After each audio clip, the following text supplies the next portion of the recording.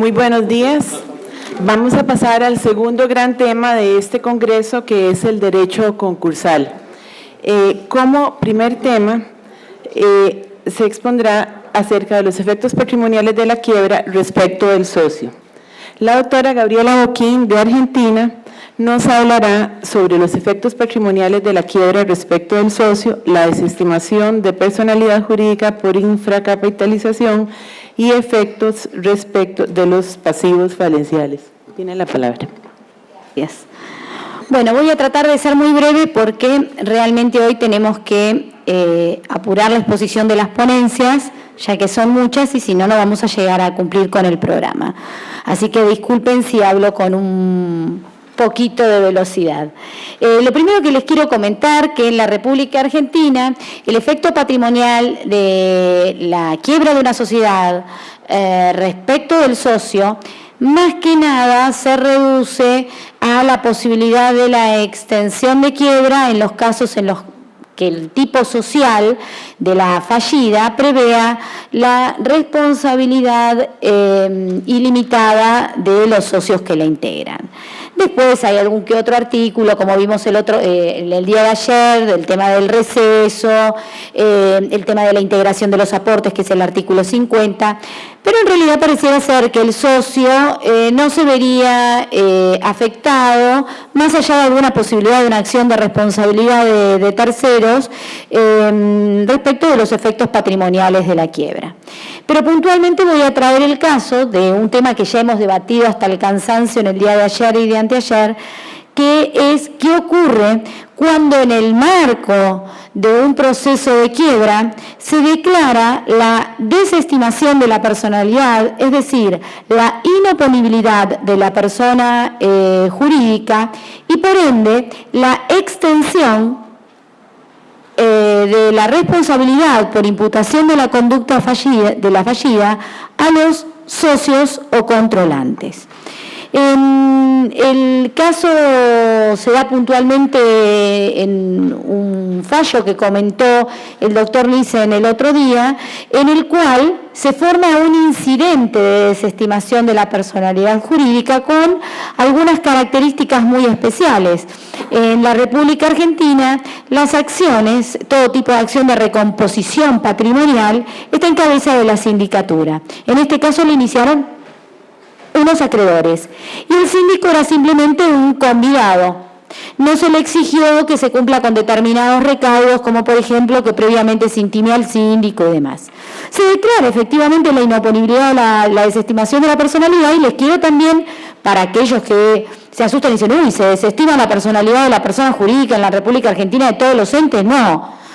De los entes que hicieron un mal uso de las condiciones previstas en la ley de sociedades para que una sociedad tenga el beneficio de la limitación de la responsabilidad, es decir, el no respeto de las condiciones de uso. Y en el caso se daba que era una sociedad infracapitalizada.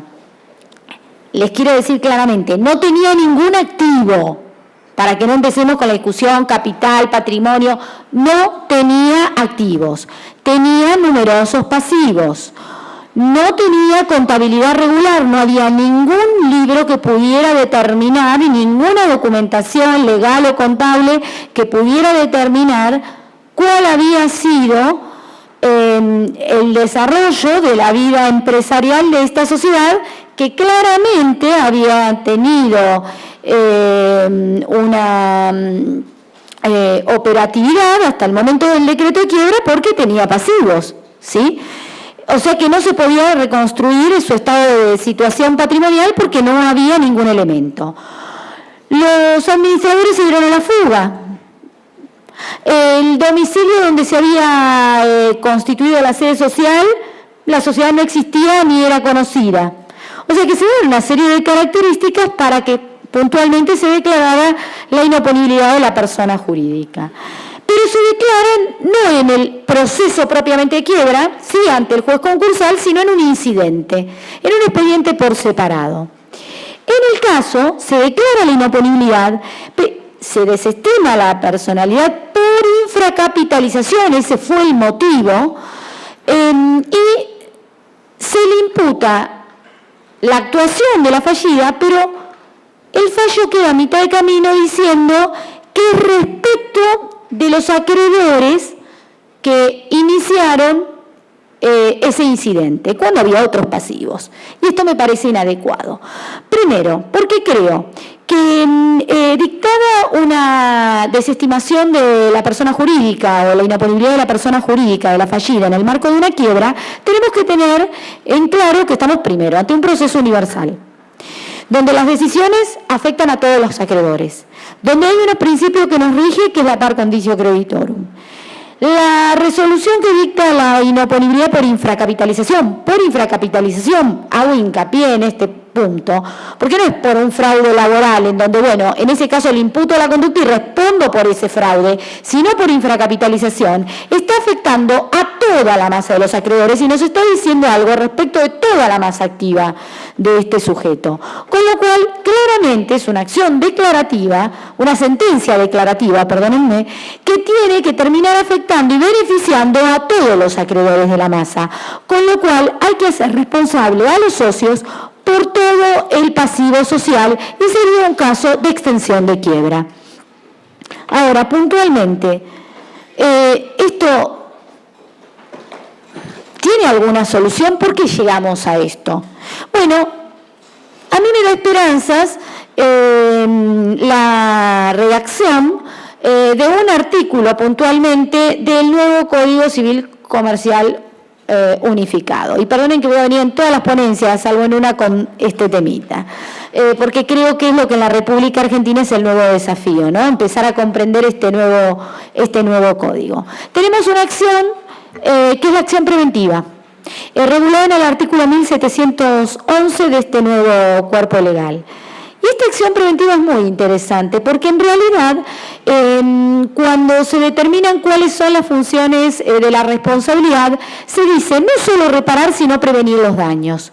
Y para eso el Código otorga lo que se denomina acción preventiva, que puede ser solicitada, es decir, que el legitimado activo es cualquier sujeto que demuestre sumariamente que puede ser afectado por la posible producción de un daño o por un daño que ya ocurrió y que puede agravar la situación. ¿Sí? Entonces yo digo, ante una sociedad que sigue operando absolutamente infracapitalizada, ¿podría, por ejemplo, un trabajador, un ex trabajador que tiene sentencia o aún un proveedor va a buscar a la Inspección General de Justicia, a la Dirección Provincial de Personas y no encuentra balances? ¿Podría ir a decirle a un juez, señor juez, esta sociedad está infracapitalizada, se va a producir un daño porque se contraen pasivos? En la República Argentina es muy fácil ver si esta sociedad tiene pasivos, porque esta sociedad, el primer pasivo que tienen generalmente es con la FIP, es decir, con el organismo recaudador. Y esto surge, digamos, a veces de informes como el Veraz, que son entidades privadas que recaban datos financieros y de situación crediticia, hasta por la misma página del organismo fiscal. Hoy es toda prácticamente, salvo con algunos límites por el secreto fiscal, hay mucha información que puede ser pública. Podría ir a este juez, que este juez lo que tiene con esta acción preventiva es la obligación de dictar, comprobada la posibilidad de que se produzca un daño o que el daño que existe se agrave, dictar una sentencia que contenga una obligación de hacer, de no hacer o de dar. En este caso, el juez podría intimar a reintegrar el aporte, es decir, recomponer el capital, o ordenar que se disuelva y se liquide por las vías que hay en el sistema argentino, porque tenemos vías de disolución y liquidación en la ley de sociedades y también tenemos la disolución y liquidación en la ley de quiebras. Creo que este es, como les comentaba y reitero la palabra, un desafío que se viene en la Argentina. La acción preventiva puede ser utilizada para, antes de obtener capaz una sentencia de desestimación que todos decimos, bueno, pero se desestima y todas las consecuencias que trae, bueno, nos vamos a tener que acostumbrar a usar y hacer un buen uso de esta medida, de esta acción preventiva contemplada en el artículo 1711 del Código Civil y Comercial Unificado. Gracias.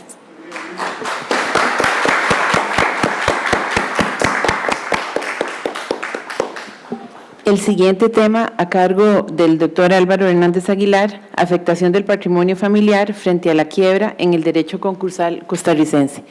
Tiene la palabra. Muy buenos días tengan todas y todos los asistentes.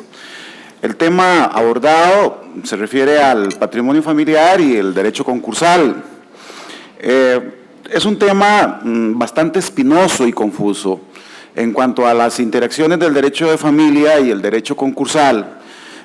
Por su situación evolutiva, efectivamente nos presenta una serie de circunstancias bastante complicadas a nivel de interacción procesal. Lastimosamente también creo que ha sido el gran ausente el tema de los aspectos procesales societarios y concursales. Muchas veces insistimos mucho en cuestiones de fondo sustantivas y cuando llegamos a la tramitación jurisdiccional se nos complica el panorama sobre el tipo de proceso y de cómo poder instrumentalizar toda esa serie de eventuales conflictos que se puedan presentar en nuestro quehacer jurisdiccional. ¿Y por qué se da esa situación espinosa y confusa? Pues la razón obedece principalmente a la regulación que tenemos en Costa Rica a nivel evolutivo. En Costa Rica, en el año 1974, el derecho de familia hizo casa aparte del derecho civil. Es algo muy interesante, es una de las situaciones de mayor calado, de mayor novedad en esa época, un código de familia donde se hace toda una regulación sistematizada del derecho sustantivo familiar y por lo tanto es una codificación sumamente reciente en relación con la legislación concursal, codificada primeramente en el Código de Comercio y también en el Código Civil. Aunado a lo anterior, tenemos una enorme dispersión normativa en materia concursal, como ayer lo adelantaba el compañero juez concursal, Cristian Quesada. Código de Comercio, Código Civil, leyes bancarias, leyes especiales, disposiciones internacionales. Yo doy el curso de Derecho Concursal desde hace más o menos unos 20 años y efectivamente tengo que decirle a mis alumnos que se lleven toda una valija de códigos y de leyes y de cosas porque la situación de la aplicación normativa es bastante dispersa. Entonces, en esas circunstancias, las regulaciones que tienen que ver en ambos campos es muy difícil. La figura de la afectación familiar en Costa Rica está referida propiamente a una tendencia legislativa a nivel comparado ya bastante vetusta, con bastante vigencia. Costa Rica la incorpora en el año 1990, sin embargo, quiero comentar que algunos países de los que están acá presentes ya la tenían prevista con muchísimos años de antelación. En el caso de la legislación brasileña, desde el año 1893, propiamente casi que desde el mismo inicio de la anterior codificación de Brasil. Brasil tiene un código civil actualmente muy moderno, creo que es del año 1990 por acá, o el 2005. Perfecto, si ya me corrigió la colega. En la Argentina se le da reconocimiento incluso constitucional desde el año 57, El Salvador primero tiene unos atisbos iniciales en el año 1933, de manera que con esto apreciamos que en estas legislaciones desde hacía bastante tiempo se viene abordando el tema de la afectación familiar. ¿Y qué propone la afectación familiar? ¿Cuál es el fin de la afectación familiar? Implica un régimen de protección respecto de la agresión patrimonial de acreedores del titular del inmueble. Viene a corresponder a esta serie de tendencias de ir delimitando las cuestiones de la embargabilidad, aquel principio general contenido en el artículo 981 de nuestro Código Civil de prenda común de acreedores de universalidad patrimonial, donde han venido proliferando una serie de patrimonios autónomos con diferentes móviles. Algunos móviles son muy propios y típicos, como el caso del fideicomiso, para realizar fines concretos. Una de las grandísimas ventajas que tiene el fideicomiso es, desde luego, que se hace una reserva, un aislamiento de aquellos bienes del fideicomitente para que no pueda ser agredido por sus acreedores con un fin eminentemente temporal y para unos beneficios específicos, independientemente probablemente de las situaciones un tanto maliciosas que se le puede dar en cuanto a que si ese fin es efectivamente con una propuesta absolutamente válida y real. En el caso de la afectación familiar, pues el fin de ese blindaje contra eventuales agresiones patrimoniales por deudas se refiere particularmente a la protección de la familia. Protección de la familia que comento que en otros países se le da una mayor proyección, como el caso del bien del cónyuge, como comentaba ayer, en materia sucesoria, en derecho hereditario, y en este caso, también en quiebras, creo que hay algunas disposiciones por allá, en concursal, en otros países, donde refieren directamente a la situación del bien del cónyuge. Vamos a comentar para los asistentes las repercusiones de la redacción de nuestro Código de Familia, es el artículo 240, el artículo 42, que contempla la siguiente propuesta, sobre todo para los visitantes. El inmueble destinado a habitación familiar, cuando así conste en el registro público, no podrá ser enajenado ni grabado, sino con el consentimiento de ambos cónyuges, si el propietario estuviere ligado en matrimonio o por disposición judicial, a solicitud del propietario, previa demostración, en este último caso, de la utilidad y necesidad del acto. También podrá ser perseguido por acreedores personales del propietario, salvo el caso de deudas contraídas por ambos cónyuges o por el propietario con anterioridad a la inscripción. O sea, que no se vale salir en carrera a anotar la afectación para evitar eventuales embargos, sino que requiere el elemento constitutivo de la inscripción en el registro como tal para que pueda tener el efecto de oponibilidad a terceros. Entonces, en términos generales, eso es lo determinante de esta norma que se incluye en el Código de Familia mediante reforma del año 1990. Pues bien, ¿qué implicaciones tiene la afectación familiar con procesos de cobro, con procesos de agresión patrimonial y, desde luego, con procesos concursales? En materia de cobros por ejecuciones o de tipo individual, el patrimonio familiar es muy frecuentemente debatido por la jurisprudencia, y entonces la posición que ha venido imperando es, desde luego, que las deudas que ya están anteriores a la inscripción no se encuentran protegidas por el blindaje de la afectación familiar, porque sería desde luego una situación de muy mala fe, llegar a adquirir deudas y luego salir en carrera y dejar a los bancos sin la protección correspondiente. Esto es algo muy interesante porque estábamos también apreciando los comentarios tan reiterados y frecuentes que nos hacían ayer los amigos de Chile respecto sobre todo a la situación del derecho norteamericano, que fue muchas veces citado. Y me llama mucho la atención que en los Estados Unidos la protección familiar es tremendamente importante, muy importante. En los Estados Unidos no es posible embargar y ejecutar un bien por deudas de la familia. Simplemente se hace operativo al momento en que ese bien se va a traspasar. De manera que si alguien tiene muchas deudas, muy probablemente irá a vivir de por vida en ese bien, para efectos de evitar la eventual posibilidad de una ejecución. Diferente, sin embargo, sí es el caso de las deudas hipotecarias, las garantías reales, donde en el derecho americano sí opera, desde luego, la situación contractual de ejecución real.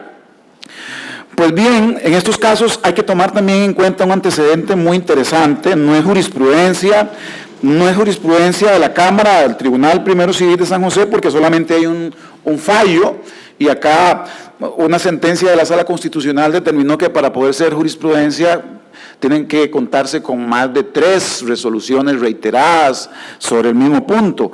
Es la sentencia del Tribunal Primero Civil número 348F, la 348F del 2012, donde se extendió la posibilidad de que no está, en el caso de las deudas contraídas, se extienden también no solamente a las contractuales, sino que también están incluidas los acreedores involuntarios, o sea, los acreedores de tipo aquiliano. En este caso fue una situación de una colisión, de un accidente, hubieron algunos daños importantes, y entonces en la vía penal se ejerció la acción civil resarcitoria, y luego se vino a ejecutar un embargo en la vía civil, y se alegó que no podría estar en ese sentido incluida la posibilidad de agresión patrimonial por no tratarse de deudas de cónyuges, de aspectos de tipo voluntario, y el tribunal dijo que esta situación operaba tanto a nivel aquiliano, deudas contraídas anteriormente, y sin embargo la discusión de si es al momento del accidente o si es al momento de la declaratoria de responsabilidad o si es al momento de la firmeza de la ejecución de ese fallo, son situaciones que tendrán otro tratamiento y otra discusión en otro momento, porque es algo bastante complicado. Ahora bien, respecto a lo que tiene que relacionarse en cuanto a la afectación familiar como aspectos de inembargabilidad, tenemos que hablar de manera muy rápida de lo que tiene que ver el desapoderamiento. El desapoderamiento concursal y el periodo de sospecha, que es donde está el centro de la ponencia. En materia concursal es muy importante tener presente, hay una doctrina muy importante, es un autor argentino que me encanta mucho leer, Graciabile, creo que se llama. Sí, Graciabile, perfecto, muy bien. El concurso no solo debe considerarse materialmente, sino que es importantísima su caracterización como proceso y como tal se rige por principios y reglas propias. De manera que el tema de la afectación familiar, el tema del desapoderamiento y del embargo, tiene mucho que ver con el aspecto instrumental del derecho concursal.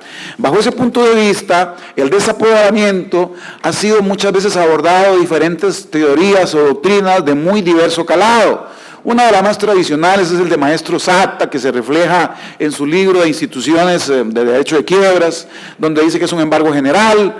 También otros proponen en la legislación o la doctrina francesa que se refiere a una presunción de fraude y que es la que más cala en la cuestión de decimonónica codificada, que es con aquella presunción de actos anteriores a la cesación de pagos, y que lo tenemos previsto en el artículo 868 del Código de Comercio, conocido como periodo de sospecha.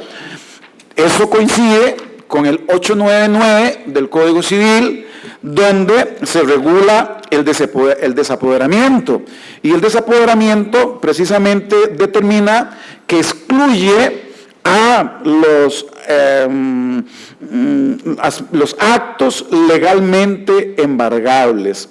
Perdón, desde la declaratoria de insolvencia el deudor queda de derecho separado, inhibido de la facultad de administrar y disponer de los bienes que le pertenezcan y sean legalmente embargables. De manera que, a contrario censo, lo que es inembargable no podría entrar dentro del periodo de sospecha. Pues bien, sabemos que la afectación familiar es inembargable, pero ¿qué sucede si ese acto de afectación familiar estaría incluido dentro de esa presunción de periodo de altísima sospecha? Pues es una presunción iuris tantum del ordenamiento jurídico y determina que es inoponible al concurso y con mucha pena, podría ser una situación evidentemente a veces justificada, querida, motivada, pero si está dentro de ese periodo, porque una quiebra puede sobrevenir de un momento a otro, no puede ser por una cuestión ya que estaba previsto que iba a suceder, la afectación no regiría. Por lo tanto, la inembargabilidad ahí no se podía alegar al estar dentro de ese marco de enorme sospecha. Muchísimas gracias y esa fue la propuesta que se hace en la ponencia.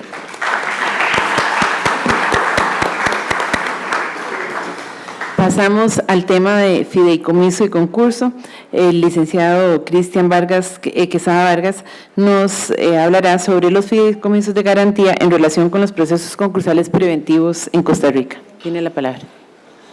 Muchas gracias, muy buenos días a todas las personas presentes el día de hoy. Bueno, este tema es apasionante, la relación o los vínculos entre los fideicomisos de garantía y los procesos concursales preventivos. Para ubicar, sobre todo a las personas que nos visitan de otros países, tengo que hacer una relación al menos breve de cómo funcionan los procesos concursales costarricenses. Tenemos, como en la mayoría de los países, preventivos y liquidatorios.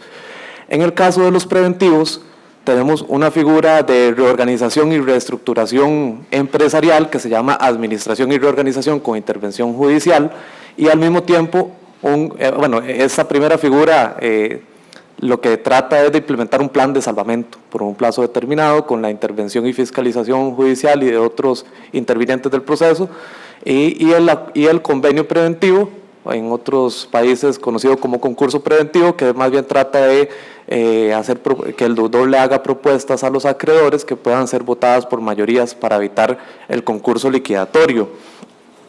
Escuchando al doctor Vítolo el día de ayer respecto al sobreendeudamiento y la insolvencia de los consumidores, uno ratifica que en Costa Rica estos procesos concursales preventivos están diseñados para proteger nada más a empresarios y no a consumidores. En el caso de la administración y reorganización con intervención judicial, de entrada el artículo 709 del Código Procesal Civil ya impide que un consumidor o incluso que una persona con una profesión liberal, un oficio propio o una pequeña empresa pueda verse beneficiada o protegida o tutelada por una reorganización empresarial.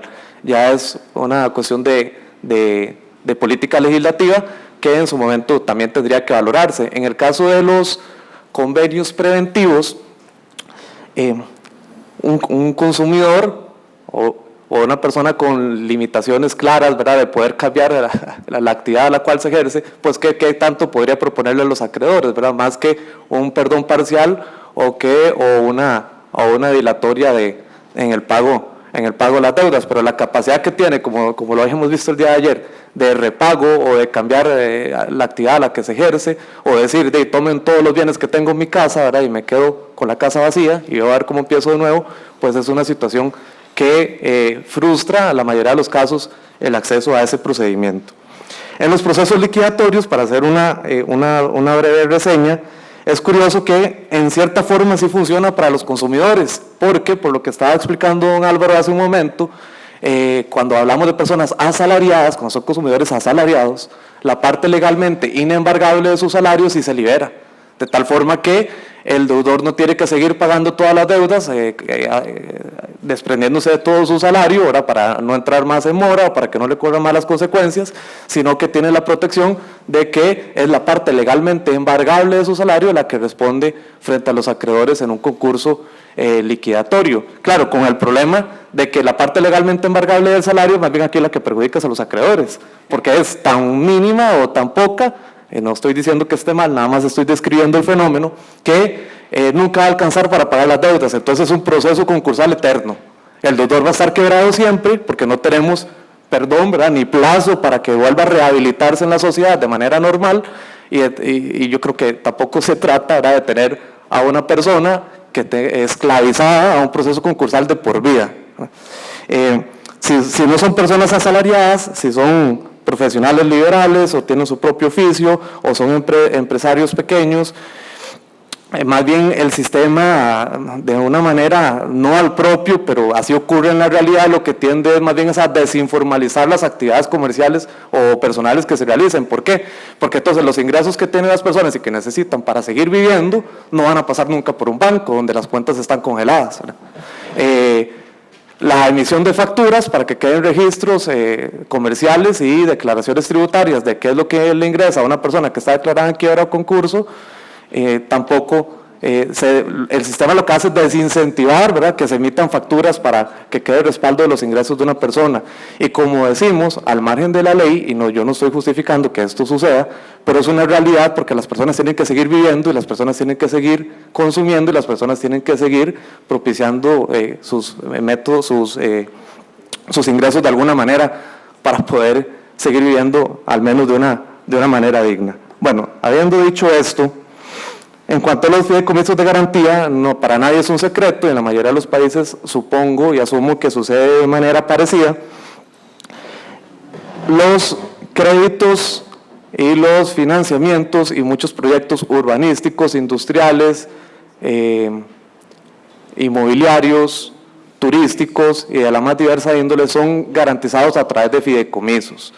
¿Por qué? Porque el fideicomiso, a diferencia de una hipoteca o una prenda, presenta ventajas prácticas para los acreedores, en el sentido de que en el mismo contrato se puede establecer en las cláusulas del contrato, y es un contrato tipo o un contrato de adhesión, entonces quiere decir que el acreedor es el quien lo impone y el deudor es el que consiente en que así sea. Se establece el mecanismo, el procedimiento para ejecutar las garantías. Entonces no tenemos que atenernos necesariamente al procedimiento que la ley establece, pero además la ejecución en el fideicomiso se puede hacer de manera extrajudicial.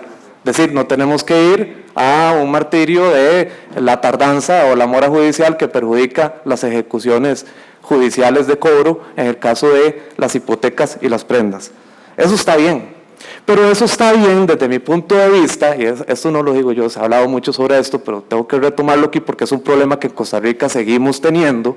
Eso está bien en situaciones de conflictos jurídicos patrimoniales de corte individual, cuando no hay una situación concursal. Cuando hay una situación concursal, hablamos de una patología financiera, hablamos de una crisis que está afectando a un deudor y que de manera colateral puede, y en la mayoría de los casos así sucede, afecta a muchas más personas. Porque podríamos entrar en el cierre de una empresa que perjudica a los trabajadores, que perjudica a los proveedores y demás acreedores, pequeños, medianos y grandes también de esta empresa. Entonces la patología financiera no solamente perjudica a un acreedor fideicomisario.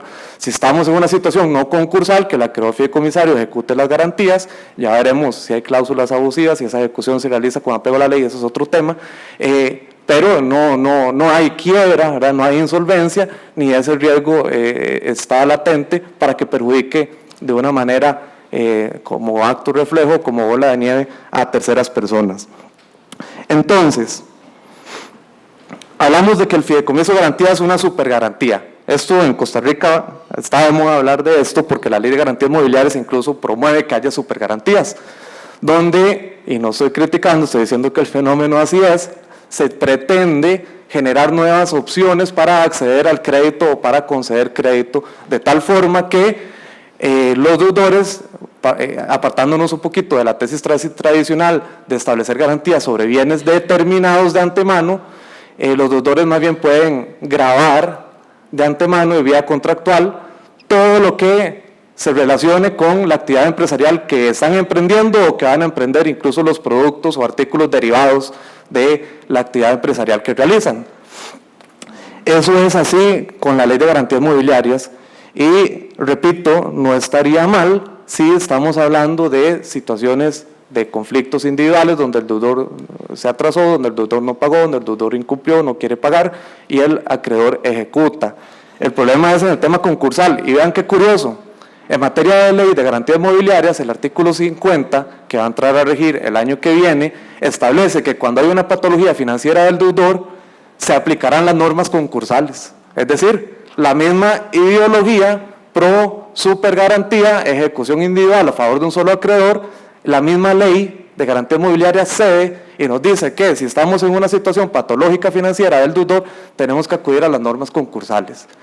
Yo no sé si el legislador lo advirtió o no lo advirtió, si lo observó o no lo observó, pero no tenemos nada de regulación en cuanto a las garantías mobiliarias en derecho concursal.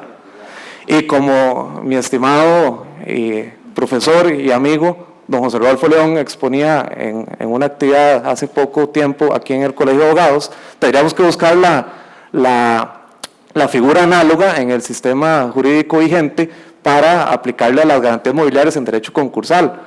Y salvo que alguien tenga alguna mejor idea, la que más se parece son las garantías prendarias. Ahí hay que hacer una observación. La prenda en Costa Rica se mantiene para vehículos, aeronaves y buques. Todos los demás bienes muebles y que puedan ser objeto, ¿verdad?, de negociación y de gravamen, al igual que bienes intangibles, bienes incorporales o bienes inmateriales, podrían ser dados en garantía a través de las garantías mobiliarias. De ahí la similitud de razón entre una y otra figura. Y vean qué curioso, en Costa Rica, también esto no hay que pasarlo por desapercibido, los procesos concursales preventivos obligan al acreedor hipotecario y al prebendario, al que habríamos que aplicarle por analogía para las garantías mobiliarias, a acudir al proceso concursal, a hacer valer sus derechos, a haberse vinculado al procedimiento, a ver afectada la ejecución prendaria o hipotecaria del bien, e incluso someterse a la votación de las mayorías para ver si se adopta un acuerdo o no. Eso es así, salvo que ya estemos en una etapa avanzada del remate del bien prendado o hipotecado. Entonces, hablamos de, nos contradecimos. La hipoteca y la prenda también es una supergarantía. Las garantías mobiliarias también es una supergarantía porque concede privilegios que son innegables, pero en los procesos concursales preventivos, ahí sí vinculamos al acreedor al proceso, pero a los acreedores fideicomisarios no. Entonces, ¿cuál es el asunto? Que ciertamente el fideicomiso y la hipoteca, la prenda, la garantía mobiliaria no es lo mismo, pero en la funcionalidad, si uno trata de ser más realista en el asunto, el fin es el mismo. Habrán algunas diferencias operativas, algunas ventajas operativas, pero el fin es el mismo, que el deudor que incumple, responda frente al acreedor con los bienes dados en garantía. No voy a entrar en la discusión de si el fideicomiso es una garantía real o es una garantía personal o es de otro tipo. Esa discusión doctrinaria es muy interesante, pero al fin y al cabo lo que se quiere con el fideicomiso de garantía es lo mismo que con una hipoteca o una prenda, nada más que de una forma diferente, ¿verdad? Que bienes determinados o determinables respondan por el crédito que ha sido incumplido por el deudor. Entonces, ¿por qué tratamos de manera distinta en una situación patológica concursal que es excepcional y que tiene principios concursales y colectivos en juego que van más allá del acreedor fideicomisario que se está viendo perjudicado por un incumplimiento, según lo había dicho? Entonces, ¿será cierto que no podemos encontrar una fórmula que pueda compaginar y compatibilizar todos los intereses en juego en un proceso concursal?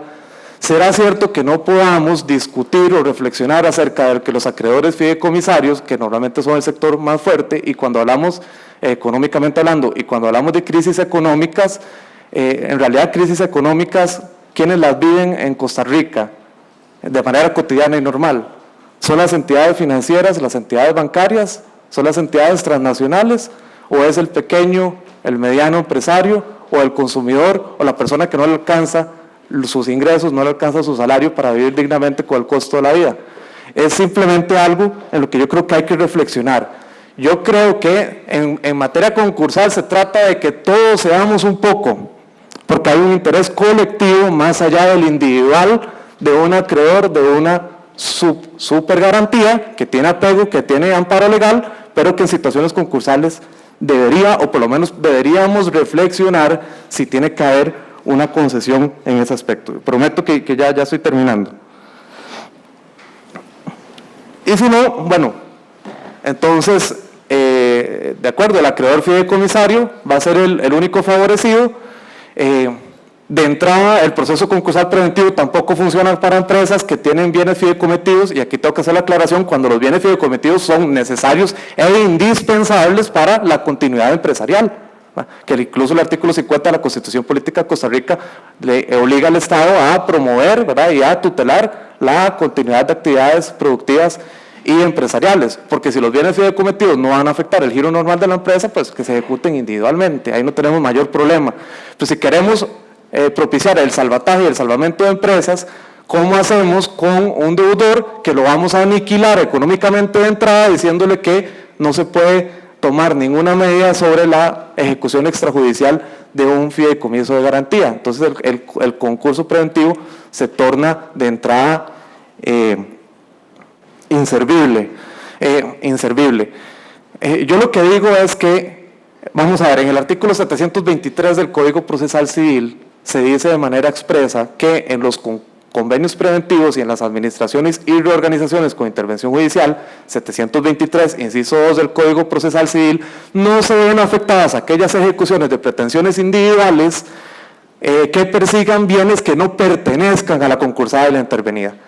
Y la aplicación literal de esa norma, la interpretación literal de esa norma ha sido la salida ha sido la salida sencilla y fácil para decir que un fideicomiso de garantía no puede ser afectado por un proceso concursal preventivo, en detrimento de todo lo que yo he venido a exponerles a ustedes a mi criterio ahora el día de hoy.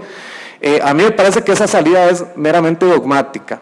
En proyectos inmobiliarios, turísticos, industriales y de otras índoles, en realidad, aunque el Código de Comercio, y aquí mucha gente se me puede venir encima, nos hable de que el fideicomiso constituye un patrimonio autónomo, si nosotros vamos más allá de lo que las normas dicen y la realidad de lo que sucede, los deudores fideicomitentes son los que mantienen la posesión, el uso, goce, disfrute y aprovechamiento de los bienes fideicometidos, aunque estén en propiedad fiduciaria a manos de un tercero, una propiedad que de todos modos debería utilizarse una palabra distinta para describir ese fenómeno, porque es una administración o una garantía que está ahí para ser ejecutada en caso de incumplimiento.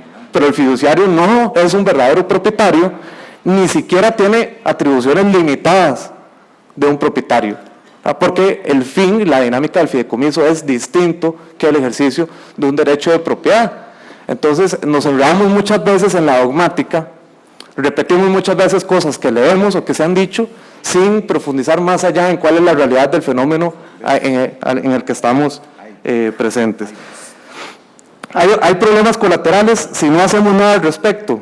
Los bancos siguen llenándose de propiedades, ¿verdad?, que se adjudican o que tienen en administración para ser vendidas provisionalmente, posteriormente con la ejecución de un fideicomiso, propiedades que son subvaloradas a la venta y al remate, que generan saldos en descubierto a favor de las entidades fideicomisarias, acreedoras fideicomisarias, que van a venir a ser cobradas en perjuicio del resto de la masa de acreedores.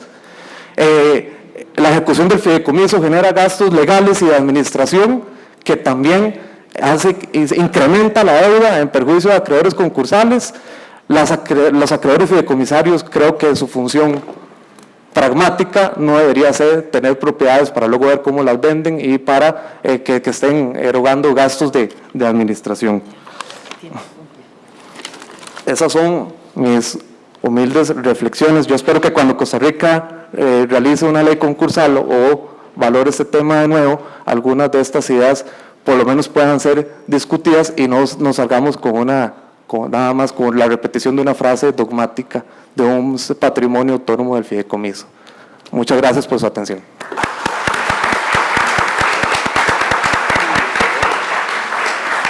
Gracias. Continuamos con el licenciado Ives Vargas Solís, que nos hablará también sobre el fideicomiso de garantía y los procesos concursales preventivos en el derecho costarricense. Tiene la palabra. Buenos días. ¿Me escuchan bien? Bueno, primero que todo, como es costumbre, quisiera aprovechar este espacio para darle gracias a Dios por el don de la vida y a la comisión organizadora de este evento por traer tan magno congreso a nuestro país. Quise escribir sobre este tema porque hace 2 años, cuando mi padre y yo tuvimos la bendición de asistir al Congreso de Derecho Concursal en Tucumán, en la conferencia inaugural de doña Aida Kemmelmacher de Carlucci, ella decía que había que hacer algo para evitar los abusos que se daban con los fideicomisos de garantía.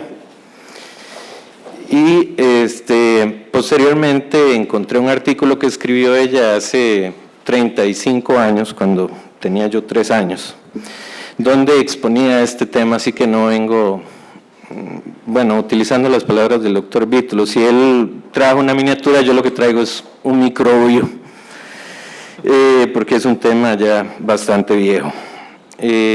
Posteriormente estuve leyendo a los doctores Eduardo Fabier Dubois, Pater e hijo, el profesor Buceto, Peralta Mariscal y Claudia Reisberg, entre otros, que sostienen tesis parecidas a la que vengo a exponerles.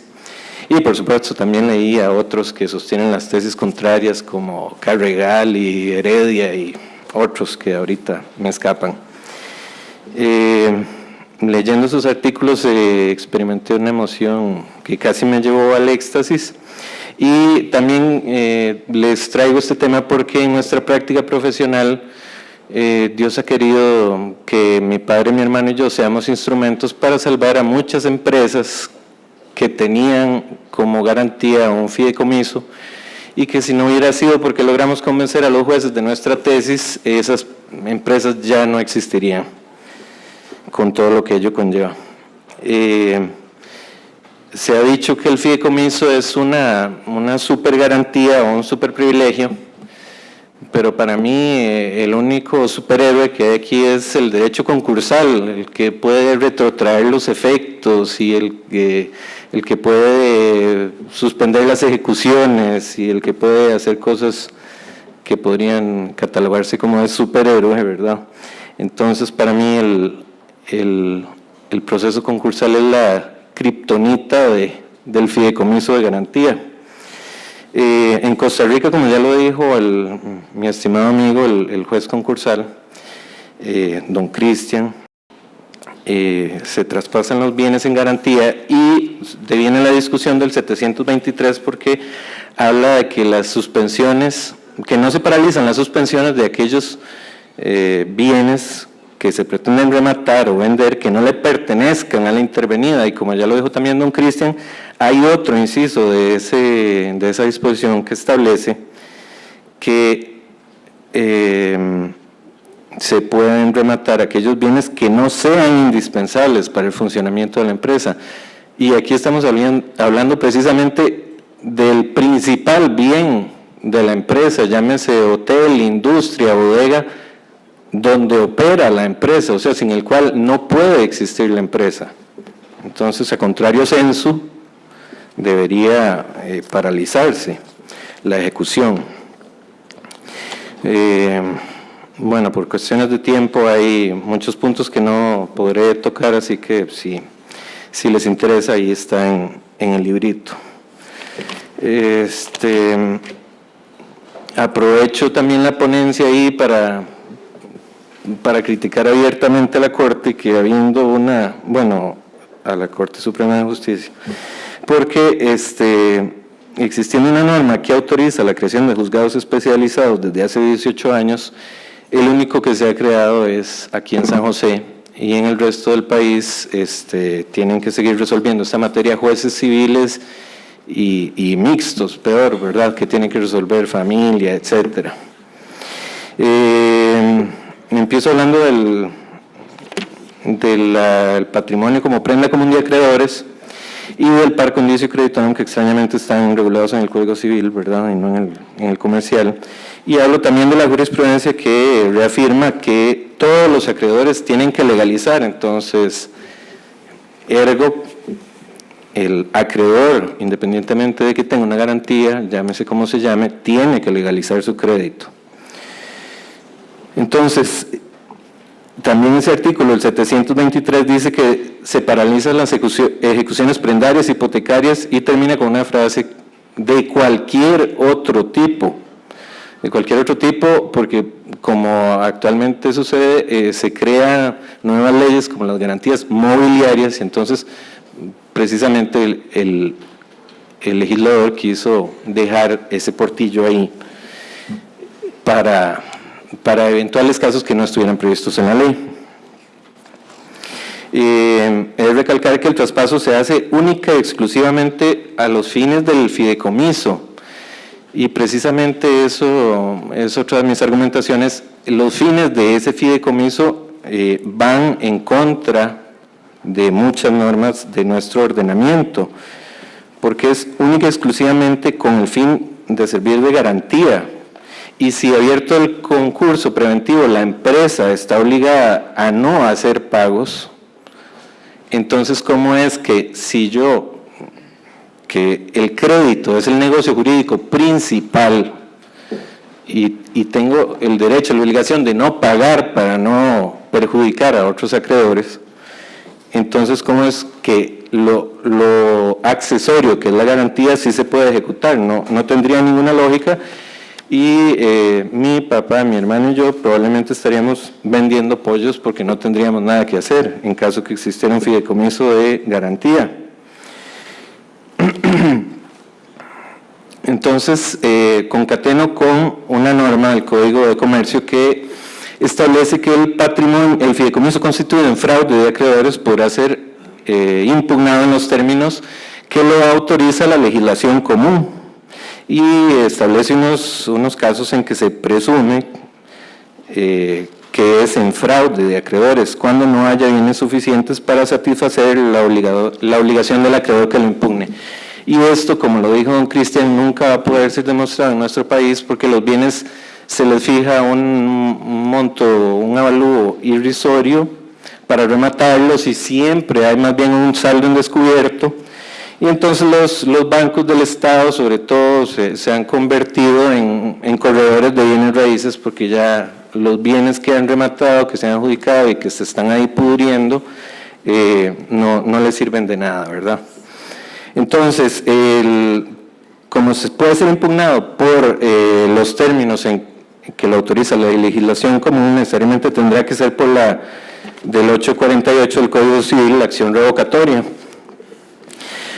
También llama la atención que muchos fideicomisos incluyen una cláusula que peca de ingenuidad, porque establece el vencimiento automático de la obligación si la empresa es sometida a un proceso concursal, sobre todo preventivo, y desde luego que este tipo de cláusulas caería en las leoninas del 1023.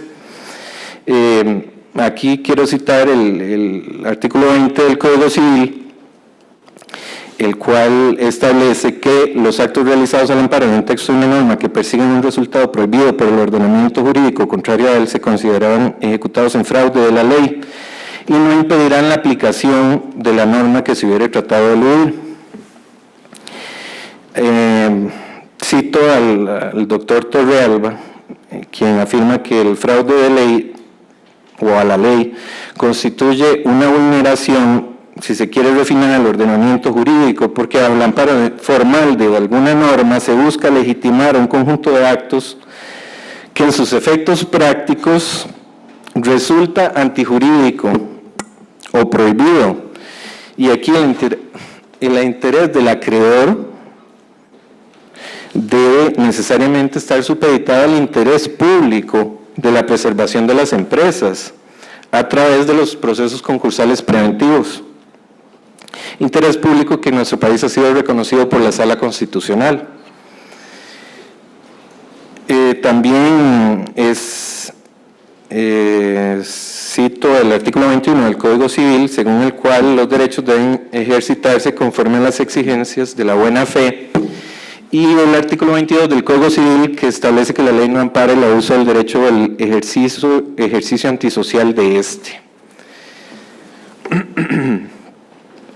Entonces, la acción revocatoria en el 848 del Código Civil nos dice que el acreedor puede demandar judicialmente que se decrete la ineficacia a su respecto de los actos de disposición del patrimonio, mediante los cuales su deudor cause perjuicio a sus derechos si concurren algunas condiciones, como que el deudor conozca el perjuicio que su acto causa a los derechos del acreedor.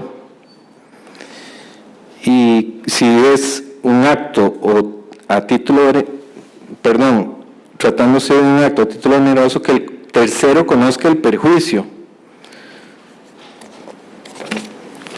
Entonces, el acto de empobrecimiento deja a la empresa prácticamente exangüe, de ahí deriva la naturaleza ilícita de los fines del fideicomiso, porque en el mismo acto disminuye sus bienes y aumenta su pasivo, con lo cual entraría en una situación que podría calificarse de quiebra o de insolvencia.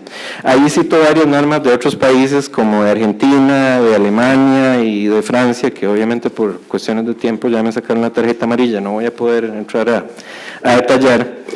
Y también cito el 905 del Código Civil, que dice que son también anulables a solicitud del curador o de cualquier acreedor interesado sin restricción respecto al tiempo en que se hubieran celebrado los actos o contratos en que ha habido simulación o las enajenaciones a título oneroso o gratuito cuando la otra parte hubiera sabido que el deudor ejecutaba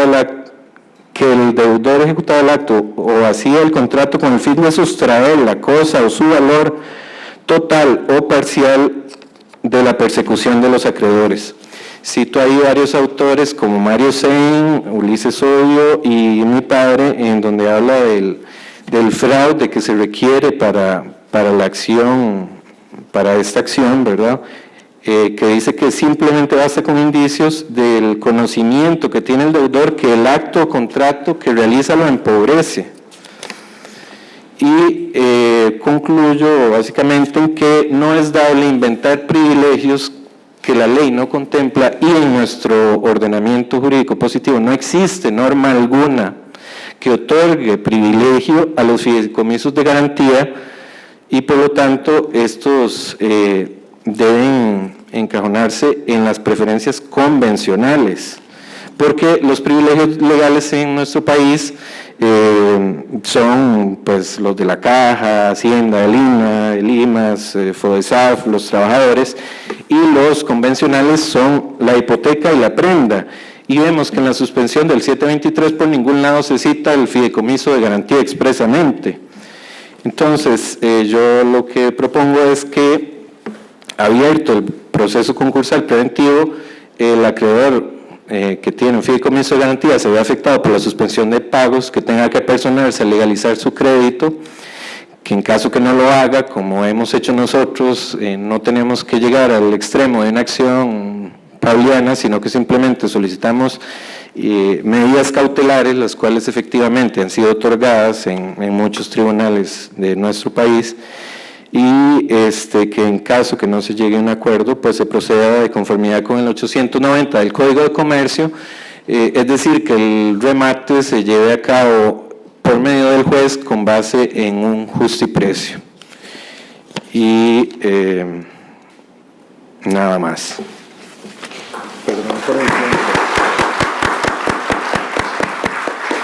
Muy bien, muchas gracias a todos los expositores. Vamos a pasar al periodo de preguntas.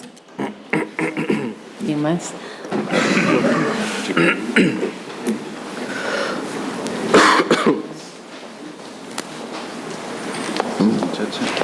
Martínez, pero con el hijo de Chico. Sí, ya está. Yo iba a poner el teléfono de Chico Luis. Iba a poner el teléfono. Luis Alberto. Y Rutilio. Rutilio. Luis Alberto. Capítulo de último. Ok. Rutilio, ¿sabes? Rutilio. Capítulo. Muy bien. Don Álvaro Hernández. Bueno, si somos abogados y si nos gusta lo jurídico, disentir es totalmente normal y consustancial a ello. Pues yo disiento absolutamente de las propuestas sobre los entornos atribuidos a un instituto como es el fideicomiso. ¿En qué sentido? En primer lugar, por ningún lado podríamos apreciar que un fideicomiso es una supergarantía. Hay que partir de un criterio muy interesante en el sentido de que Costa Rica primero introduce el fideicomiso como contrato y como una forma de propiedad dentro de la legislación costarricense positiva en el Código de Comercio, y después, en el año 1997, se introduce una modalidad de contrato fideicomisario que es el contrato de fideicomiso en garantía. Resulta que el fideicomiso en garantía no está siendo aceptado, hay una total reticencia doctrinaria y enormemente interesante porque no está involucrado dentro de su conglomerado de derecho positivo en la tradición del civil law europeo. No está en España, no está en Italia, y qué interesante, el Código francés actualmente introduce la propiedad fiduciaria. Entonces, hay que partir del criterio de que el fideicomiso es un contrato y es una modalidad de propiedad. Yo me cuestiono la situación, por ejemplo, de un emprendimiento, en el caso del ejemplo del hotel. Pues si yo no tengo solvencia, acudo a un banco para iniciar ese proyecto turístico.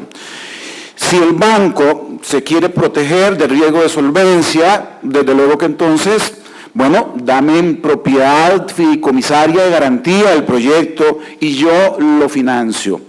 ¿Qué quiere decir eso? Ahí no veo por ningún lado ninguna simulación, ahí no veo ninguna cuestión satanizada. Es una situación totalmente normal que el ordenamiento jurídico costarricense permite, porque está incluido en la ley, lo que es el fideicomiso de garantía. ¿Qué efectos tiene eso para los terceros? Pues cualquier acreedor potencialmente futuro, cuando va al registro, cuando ve que esa propiedad está en propiedad de garantía fideicomisaria desde el principio, pues tendrá sus repercusiones sobre si interactúa con créditos sobre la propiedad fiduciaria que está dada en garantía.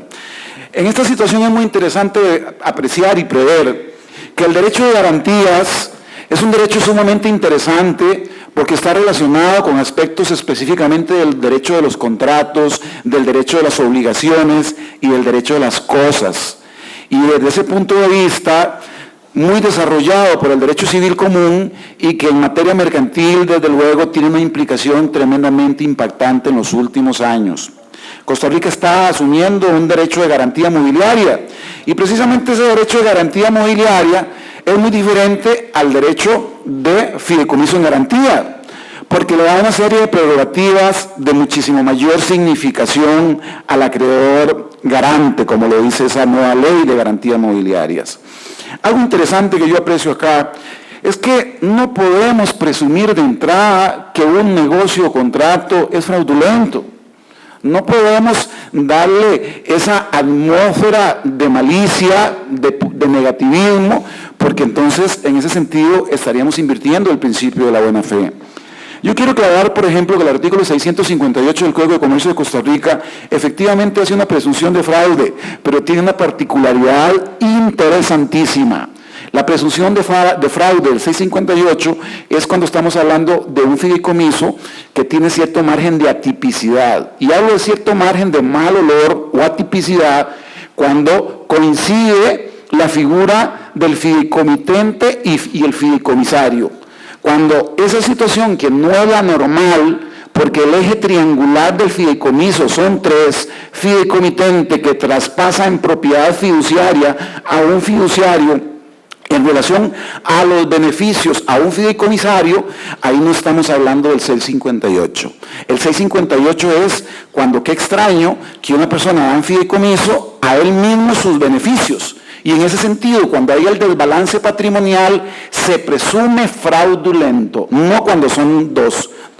No cuando son 3. Entonces, simplemente, acá promuevo desde luego el debate, que es riquísimo, que es muy interesante, y hay que tomar en consideración, reitero, para los visitantes que nos acompañan, Costa Rica tiene positivado, regulado como una norma en el artículo 648 del Código de Comercio, la propiedad en fideicomiso que se introduce en el año 1997.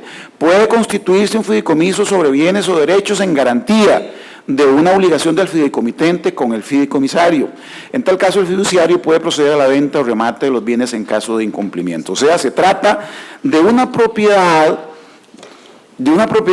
que se traspasa con un fin de garantía. Y toda esta discusión tan grande en el derecho europeo y argentino, que Argentina, tengo entendido, no tiene el fideicomiso de garantía, reside en que entonces esa propiedad no está plasmada ni integrada a sus ordenamientos jurídicos y que por lo tanto, al final de cuentas, no es un traspaso de propiedad, sino que es una garantía implícita, que es una cuestión engañosa y una serie de argumentaciones de enorme calado y discusión doctrinal en el caso de países como España, Italia y Argentina. Muchas gracias.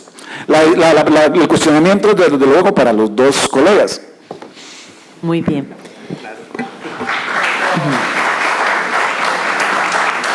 Tiene la palabra don José Boteri. Bueno, todas las ponencias muy interesantes que motivan a pensar. Voy a referirme primero a la doctora Gabriela Boquín, que trató una ponencia, ya pasó hace algunas horas ya la ponencia, ¿no? Un tema de infracapitalización, ¿verdad? Voy a recordar el tema. La primera cuestión es, ¿qué supone la infracapitalización? ¿Verdad? Imaginemos que el panel decide hacer el emprendimiento de pollos que había hablado el último ponente, ¿no? Y entonces decide invertir una suma, digamos, representativa de su patrimonio. No vamos a decir cuánto. Y decide confiar, por ejemplo, en el doctor Daniel Vítolo, ¿verdad? Como director de esta sociedad, la administración de ese patrimonio. Bueno, macanudo, el doctor Daniel Vítolo inmediatamente hace un emprendimiento panamericano, ¿verdad? Porque empieza a constituir filiales, sucursales en distintos lugares, Costa Rica, Argentina, qué sé yo. Descubre que obviamente no le contrata 200 empleados, no le alcanza la plata y esto quiebra. Cumple el objeto, ¿eh? El doctor Vítolo hizo todo, la venta de pollo, lo intentó. No, bueno, no. Vos seguiste hasta el final. Muy bien. El doctor Daniel Vítolo nunca pidió un aumento de capital, se endeudó con amigos, usureros, fue a bancos y bueno, y la empresa quebró. ¿Hay infracapitalización acá? La realidad es que no la hay, porque hubo una delegación, que es un poco lo que decía el doctor Álvaro, el principio de la agencia, ¿verdad? Y entonces, a lo sumo lo que hay es responsabilidad de directores, si es que lo hubiera. Pero no hay infracapitalización. Es decir, la doctrina de la infracapitalización supone asumir que hay una identidad entre quienes mandan, quienes gobiernan la sociedad, los socios y los directores. Ahí tiene sentido. Solo ahí tiene sentido. Lo digo porque a veces el que no está en contra del tema, el que está en contra del tema de la infracapitalización, no asume ese principio, ¿verdad? Y yo defiendo obviamente la idea de la agencia, que el señor Puga seguramente estaría de acuerdo conmigo, aunque no estaba de acuerdo en separar la administración del gobierno, que me parece la esencia de las sociedades. En relación al tema de la inoponibilidad, yo estoy de acuerdo con la doctora Gabriela Boquín con el tema de la extensión de la quiebra, totalmente de acuerdo. Lo que no estoy muy de acuerdo es con el tema de la acción preventiva. La acción preventiva, voy a poner en tema al resto del auditorio, el Código Nuevo ha establecido que las funciones de la responsabilidad civil en la Argentina son 3. La función preventiva, la función resarcitoria y la punitiva. Bueno, está bien, pero está establecido en ese sentido. Esto significa que se pueden tomar acciones sin necesidad de probar culpa o dolo, ningún factor de atribución, para ir guiando y el juez se puede meter en un determinado problema y dictar una condena que va a consistir en dar a hacer o no hacer. Esto significa que va a estar en cierto modo definido por parte de la judicatura, es una especie de traslación de un poder muy grande, cuando hay un atisbo, digamos, ya no son medidas cautelares, sino una sentencia preventiva de algún tipo de problema que involucre una actuación que genere responsabilidad civil. No creo realmente que este problema de infracapitalización pueda ser tomado de ese modo. Es una opinión porque me parece una cuestión bastante delicada, porque tendría que haber, en principio, daño, no debería probarse el factor de atribución, porque el código lo excluye, pero debería sí probarse la relación causal, directa, lo cual no me parece tan fácil de acreditar en este caso. Respecto del tema del fideicomiso en garantía, por supuesto que estoy de acuerdo con los dos ponentes, por 3 razones básicas. El fideicomiso en garantía supone el quiebre de 3 principios. El primero es el principio que gobierna la mayoría de las legislaciones latinoamericanas, que dice que quien sostiene una garantía no puede apropiarse de los bienes garantizados.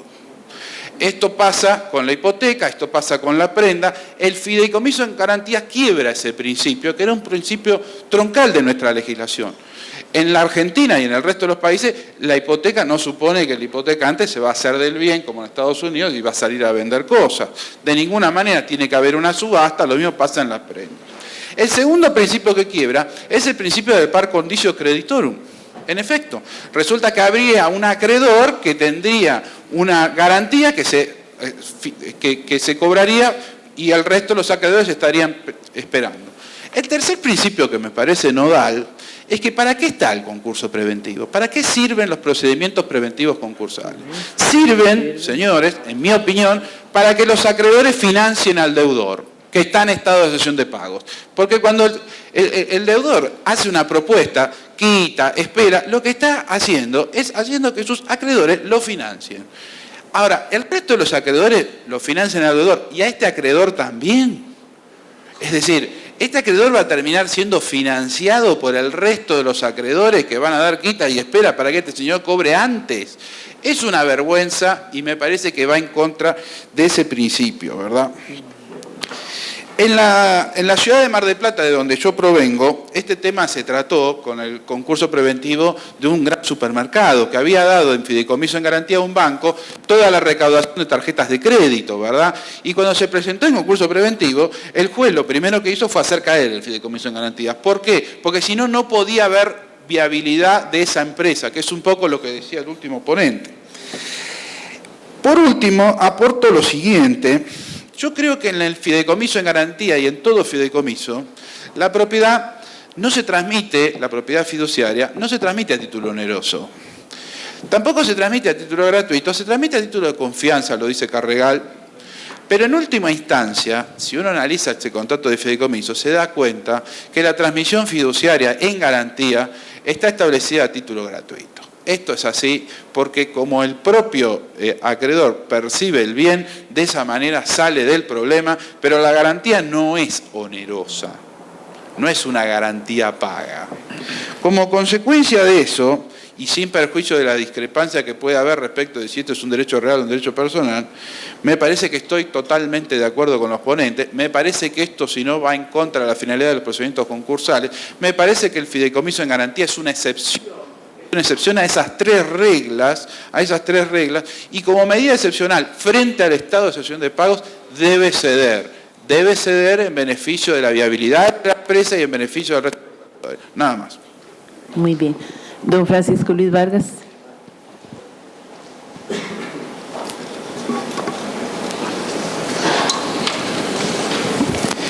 Bien, estos temas verdaderamente son muy importantes desde el punto de vista práctico.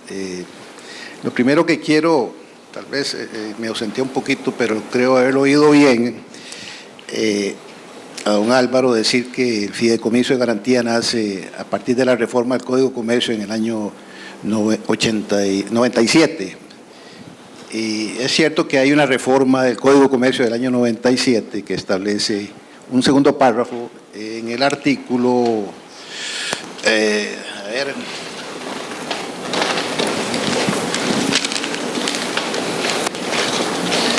648, que dice que puede constituirse un fideicomiso sobre bienes o derechos en garantía de una obligación del fideicomitente con el fideicomisario.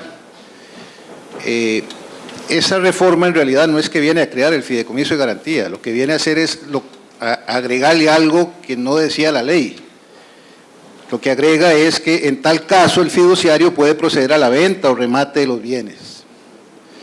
Pero, partiendo del principio que en derecho privado lo que no está prohibido está permitido y que además el 633 del Código de Comercio dice que por medio del fideicomiso el fideicomitente transmite al fiduciario la propiedad de bienes o derechos y el fiduciario queda obligado a emplearlos para la realización de fines lícitos, pues la garantía es un fin lícito, de manera que no era necesario regular nada, salvo el tema de la venta, que podía tener sus discusiones o sus dudas. Ahora, sí, es evidente que a través del fideicomiso vamos a tener una serie de problemas prácticos cuando nos olvidamos de lo principal, que cuando en esta situación patológica de que se ha hablado, del deudor, pretendemos resolver la continuidad de la empresa, un poco la miopía nuestra es fijarnos por un lado en el deudor y por el otro en el acreedor, y no pensar en la empresa. Si nosotros nos enfocamos en la empresa, obviamente que los demás problemas se resuelven fácilmente, El interés de preservar la empresa es un interés que va por encima del interés del deudor y el del acreedor. Y si para salvar la empresa tenemos que imponer sacrificios, ya lo dijo la Sala Constitucional, pues es mejor eso que permitir la quiebra de la empresa solo porque un acreedor tenga una supuesta supergarantía. De manera que si todos debemos contribuir al salvamento de la empresa, lo primero que hacemos es salvar la empresa y después vemos cómo hacemos con los acreedores. Yo no quiero decir que el que tenga una garantía fiduciaria deba perderla. Lo que hay que hacer es suspender cualquier ejecución que él tenga o pretenda por encima de los demás hasta que decidamos si la empresa es viable o no es viable. Si la empresa ya demostró que no lo es y habrá que concursarla, liquidarla, quebrarla, pues entonces ahí respetaremos la garantía o las garantías que existan. Pero mientras tanto, lo único que vamos a hacer es pedirle o exigirle al acreedor que espere, como a todos los demás. Ahora, cierto que todo esto viene también de otra desviación, de esa miopía que señalo, de ver el fideicomiso de garantía como el único fideicomiso que existe. En realidad el fideicomiso de garantía no es sino una modalidad del fideicomiso que definitivamente nos permite toda solución lícita, como dice el mismo artículo, y por lo tanto nosotros pues es que no lo hemos usado, o lo hemos usado poco, para otros fines que nos llevan a entender que el fideicomiso no es un contrato. De aquí, obviamente, la doctrina pues tiene una serie de vamos a decir, inconvenientes, porque unos lo ven desde una perspectiva y otros de otra, pero yo soy de los que participo, y en esto mis hijos me siguen como buenos hijos, en considerar que no es un contrato. De nuevo, la práctica bancaria nuestra ha desnaturalizado el fideicomiso al punto de que lo convierten en lo principal y al fiduciario en el sujeto preponderante, al punto que en un momento determinado el fiduciario y el fideicomisario y el fideicomitente no pueden hacer nada si el fiduciario no autoriza, o no decide, o no acepta. Señores, el fiduciario no es más que un mandatario, un encargado, un depositario, que incluso escogido teóricamente por el fideicomitente, sobre todo en los casos de garantías, pues tiene que cumplir con lo que se le manda, y si no, pues puede renunciar o lo renunciamos. Renunciamos, obviamente no es la palabra correcta, pero lo digo para que lo entendamos mejor. De manera que en esto llevamos el tema del fideicomiso a una relación contractual, ¿cierto? En el caso del contrato de préstamo, el contrato es el préstamo. Y la garantía no es más que un negocio, en este caso, el fideicomiso, un negocio jurídico accesorio que tendrá que seguir la suerte de lo principal. No veo cómo vamos a convertir lo principal, lo accesorio en principal, si el deudor tiene derecho. En este caso, digamos, la empresa, para no ver al deudor, la empresa tiene derecho a no pagar, pues es obvio que no se puede ejecutar la garantía, porque lo principal es la obligación. Esa garantía fue dada para cumplir la obligación. Si yo no tengo que cumplir, pues obvio que el acreedor no tiene derecho relativamente a ejecutar la garantía. Bueno, hay otros temas aquí que se me quedan en el tintero, pero en el caso del fideicomiso y el concurso, pues, para mí es fácil entender qué es lo que debe prevalecer. Si el concurso de que estamos hablando es un concurso preventivo, lo lógico es que en el tanto en que tenemos que salvar la empresa, el fin público impone la necesidad de sacrificar, limitar al menos el derecho de los privados. Gracias. Gracias. Vamos a continuar dando el uso de la palabra a las personas que la han solicitado y les rogamos ser puntuales en sus comentarios, por favor. la licenciada Marisol Martínez. Bueno, buenos días. Primero, felicitar a todos los ponentes por los interesantes temas que han aportado. Y voy a ir puntualmente a la exposición de la doctora Boquín. Me parece muy interesante. Le ponemos punto en el fallo que trae. Primero, porque hace opción por la teoría de admitir el instituto de la penetración de la personería jurídica en una quiebra. En nuestra doctrina y jurisprudencia es un tema que fue siempre arduamente debatido y ahí están las dos posturas, ya que hay quienes entienden que en el caso de quiebra la figura de la inoponibilidad estaría apropiada por la figura que tenemos regulada expresamente como extensión de quiebra por actuación aparente, el artículo 161, inciso primero de la Ley de Quiebras. Fundan esto en que esta figura de la actuación aparente tiene un fundamento en el abuso de la personalidad. Bueno, por este lado me parece plausible que en la quiebra se haga lugar a la inoponibilidad porque la extensión de quiebra es una figura sustancialmente distinta y además la ley no prohíbe ni discrimina de ninguna manera la aplicación del instituto de la inoponibilidad de la personería jurídica para la quiebra.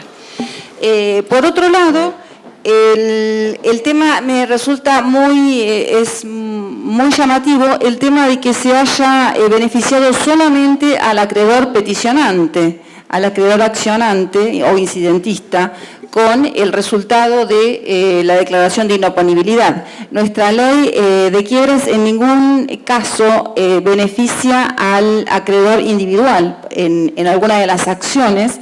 Y en el caso de las acciones de recomposición, lo que como hipótesis de máxima le otorga al acreedor que, luego de cumplir las severas restricciones legales, como la de intimar previamente al síndico, prescindir del beneficio de litigar sin gastos y exponerse a que el juez le pida en cualquier momento una caución o arraigo, beneficiarse con la afectación de una suma entre 1/10 y 1/3 del producido de su actuación, siempre con límite en lo que es el importe de su crédito.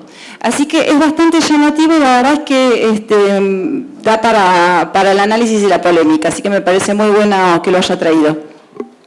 Muy bien, gracias. El licenciado Luis Alberto Vargas.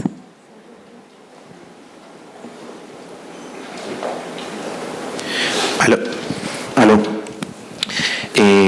Buenos días, agradecerle a Dios por la vida. Básicamente muy puntual, el artículo 658 del que nos hablaba el señor Hernández dice que el fideicomiso constituido en fraude de acreedores podrá ser impugnado en los términos en que lo autoriza la legislación común. Es decir, que por cualquier razón lógica que el acreedor que se crea agredido podría ir a impugnar ese fideicomiso. Y luego viene un segundo párrafo o una segunda afirmación que dice que se presume constituido en fraude de acreedores el fideicomiso en que el fideicomitente sea también el fideicomisario único o principal si hubieran varios. Pero esto no quiere decir que esa sea la única forma en que el fideicomiso pueda ser hecho en fraude de acreedores. Es más, aquí lo que está diciendo es que esa forma donde el fideicomitente, el fiduciario y el beneficiario es el mismo, entonces ya ese se presume, ¿verdad? O sea, ese ya va quedando. Las otras formas habría que entrarle para ver si son demostrables o no, pero no es que solamente esa, forma de fraude existe. Entonces, era para ver si el señor Hernández me aclaraba si era que eso era así, o sea, si él pensaba que esa era la única forma de fraude del fideicomiso. Y luego la otra con respecto a los fideicomisos, que bueno, ya mi padre se me comió como la mitad de la participación. Lo que hay que ver aquí es el abuso, que realmente en el tema de los concursos preventivos, lo que pasa en la práctica no es que el fideicomiso sea malo del todo, o es más, nosotros somos fiduciarios, nosotros tenemos una empresa fiduciaria, administramos fideicomisos, estamos fiscalizados por su jefe.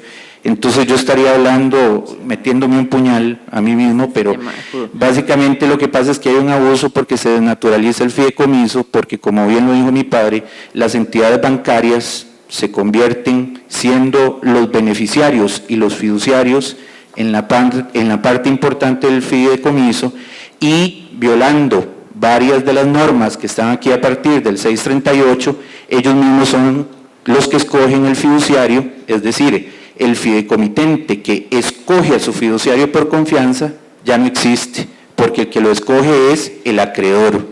Y luego, básicamente, el fideicomiso se convierte en un contrato de adhesión, que así es como lo redactan los bancos, y entonces el deudor no tiene opción de negociar nada ni de hacer nada, y básicamente o firma o no hay crédito.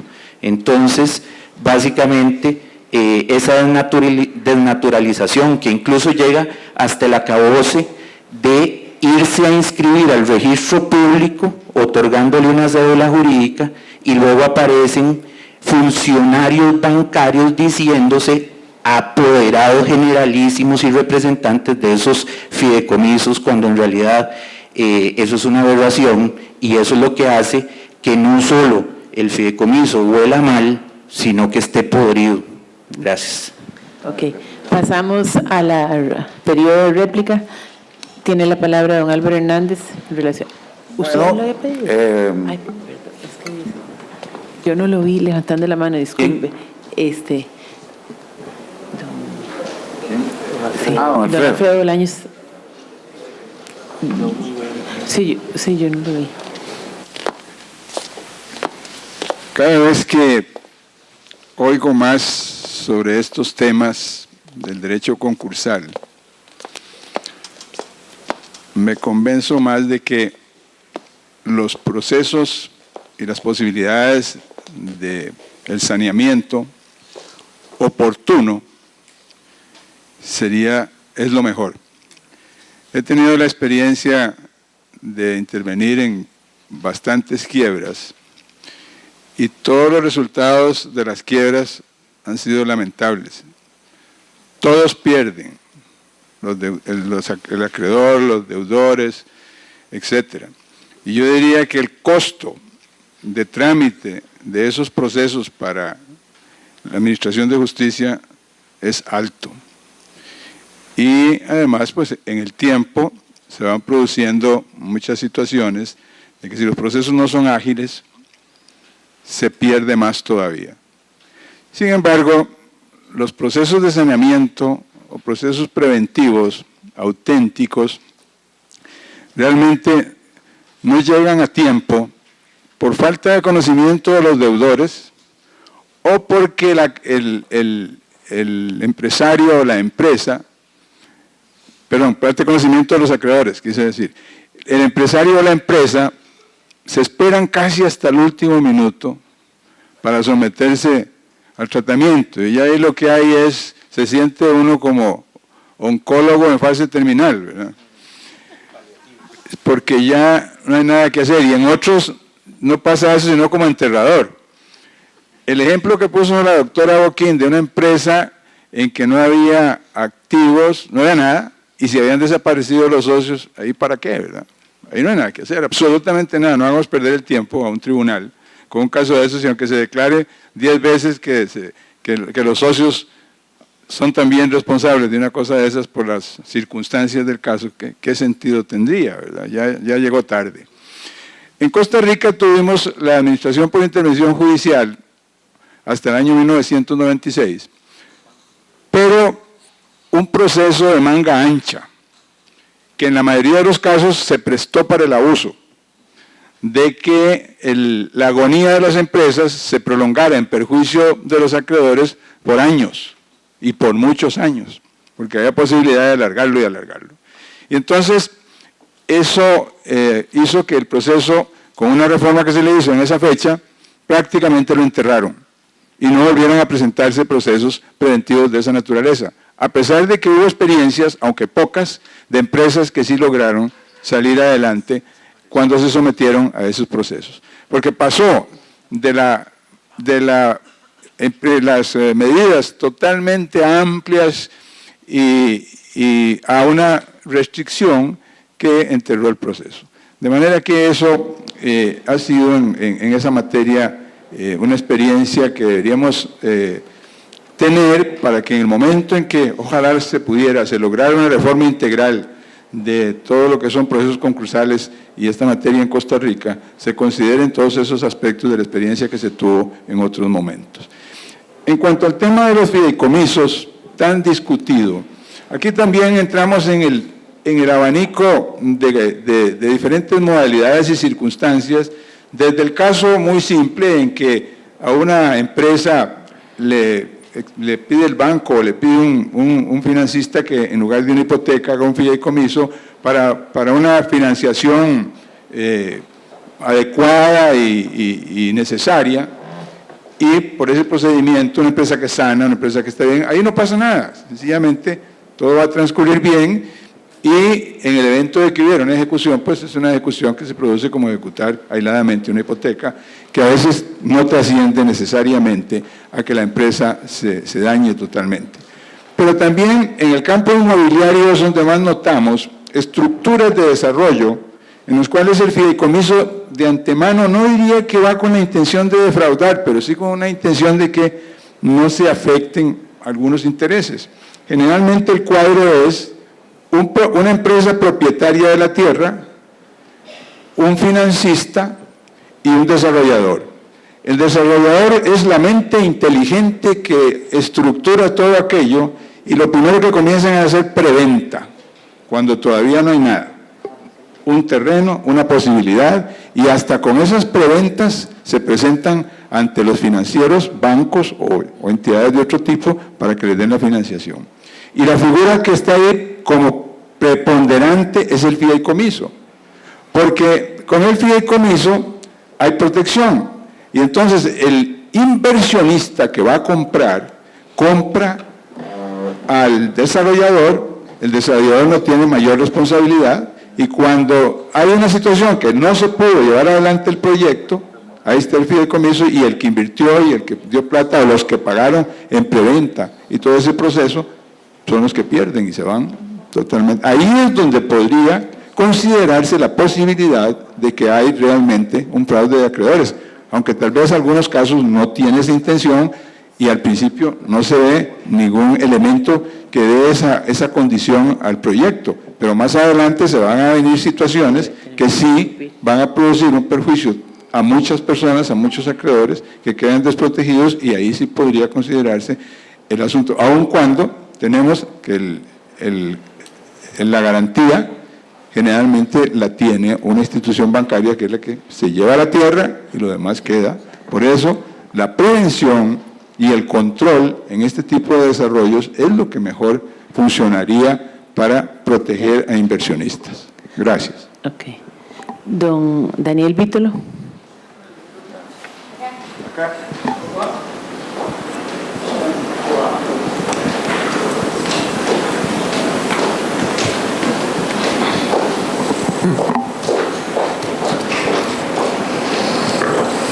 Bueno, también quiero felicitar calurosamente a los ponentes por el interés que han generado con estos temas tan conflictivos. Con el tema de la ponencia de la doctora Boquín, que es interesantísima, y el fallo que ella trajo a colación sobre el tema de infracapitalización, me parece que uno de los aspectos más significativos que tuvo ese fallo y que abre el debate respecto al proceso concursal en relación con algunas protecciones patrimoniales, como es el caso de el bien de familia también, ¿no es cierto?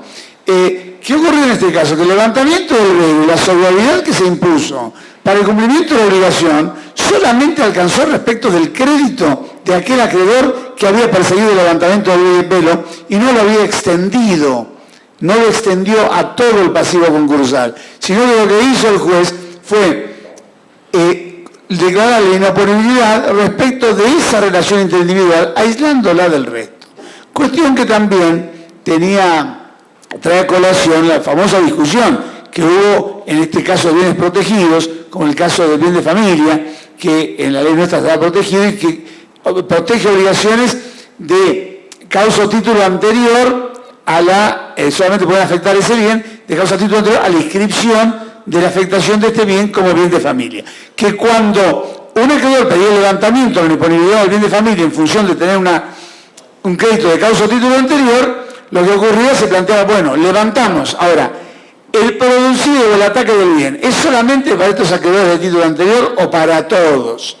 Aquí, el levantamiento del velo, ¿es para todos o solamente para el que reclamó? Y básicamente lo que se buscó en el caso del bien de familia, la jurisprudencia estuvo dividida y sigue aún dividida, la idea era tener en cuenta primero cuál es el instituto, hay que perseguir el instituto. El instituto no es un instituto de dar satisfacción a los acreedores, es un instituto de proteger la vivienda familiar. Si de la desafectación y la ejecución del bien para satisfacer al crédito de los acreedores de causa o título anterior queda un remanente que permite sustituir por otra vivienda menor para que pueda, bueno, ese saldo no debería concurrir al concurso, mientras que hay otros que sostienen que desafectado una vez, listo, se rompió el jarro y tiene que venir el derrame. Pero el tema está en el origen. Y aquí, en el caso del levantamiento del velo, el tema es diferente, porque acá no es un tema de temporalidad. El problema que tenemos es, acá hubo o no hubo un abuso de la personalidad jurídica. Si lo hubo, debería afectar a todos, y no solamente a algunos, porque el tema del efecto está dado, hay que buscarlo en el origen del instituto de donde surge la protección o donde surge la sanción. Así que parece muy, muy interesante lo que ha planteado. Ahora se va a haber un problema muy serio en Argentina porque en el tema del bien de familia, el nuevo Código Civil y Comercial de la Nación, a partir del 1 de enero del 2016, consagra la familia de una sola persona. Es decir, hay una persona que esté casada, que no tenga hijos, que no tenga padres, que sea huérfano, bueno, puede constituir su bien como bien de familia, porque dicen los autores del anteproyecto que pobre persona, encima que no tiene amor, no tiene familia, no tiene descendiente, le van a sacar la vivienda. Dice, esto es un ensañamiento. Más vale que habría que protegerlo, ¿no? Esto me hace acordar un viejo cuento, no sé si tengo una licencia de un segundo.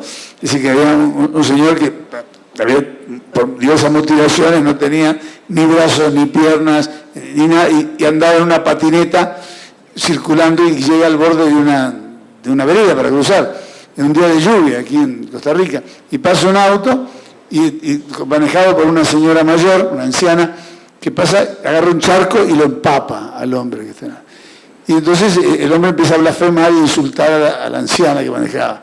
Y una persona que estaba al lado le dice, buen hombre, no siga blasfemando porque Dios lo puede castigar. Entonces el hombre se mira y dice, ¿qué va a hacer? ¿Me va a sacar la patineta? Entonces, esto es lo mismo con el tema del bien de familia. Es decir, bueno, no tengo amor de la que encima me sacan la vivienda. Así que me parece muy bueno lo que se trae a colación.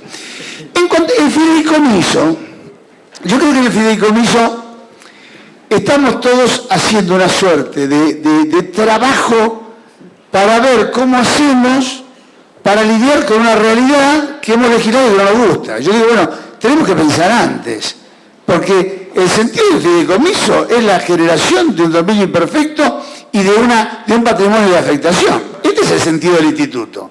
Si lo vamos a hacer para que después no haya ni traslado de la propiedad, ni patrimonio de afectación, cuando se complican las cosas, lo que no deberíamos legislar entonces es el fideicomiso en garantía, que es un tema que no es nuevo, pero nosotros, por ejemplo, yo no coincido con lo que dice el distinguido profesor Álvaro cuando dice el problema está en el contrato, porque no es así. Una vez que el instituto nace, se desprende del tema contractual.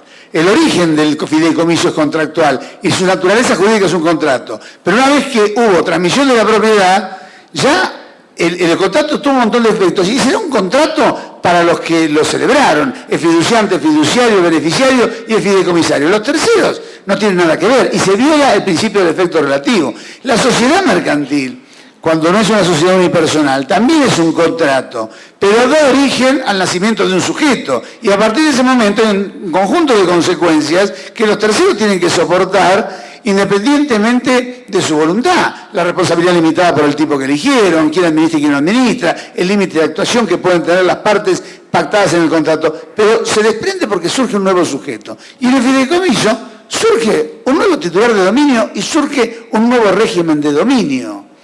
El tema de la fiducia con garantía, entre nosotros y de la República Argentina no es nueva. En el año 1871, el artículo 2662 del Código Civil ya preveía la fiducia sujeta a condición resolutiva o resolutoria para garantizar obligaciones. Y los alcances de esta fiducia fueron debatidos enormemente por la doctrina, por la jurisprudencia, que la llegó a no aceptar y a combatir muchas veces la generación, en especial, que vemos en las quiebras y concursos, de estas llamadas garantías autoliquidables, donde hay una transferencia de dominio que se usa con títulos de valores, con bienes o con créditos para permitir esta autoejecución. Entonces, el problema es qué queremos hacer con el fideicomiso.